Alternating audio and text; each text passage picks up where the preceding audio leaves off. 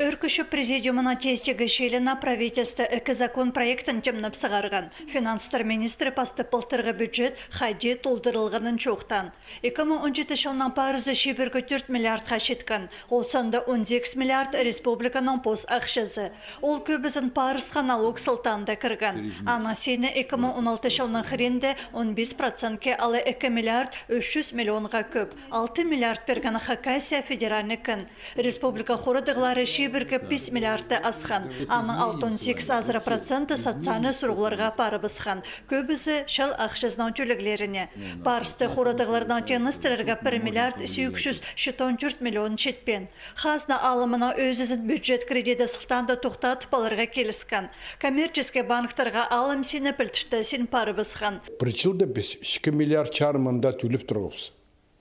Ол коммерческий кредитің үшін 2 миллиард чарым. 17 жылда ол 3% тұрғызған, қозылы бенже. 18 жылда уже наоборот, пістіге қайдығатша келген, ол 3% пісім андай ақча төліп чеп, пістің шоу салы ниже болыр.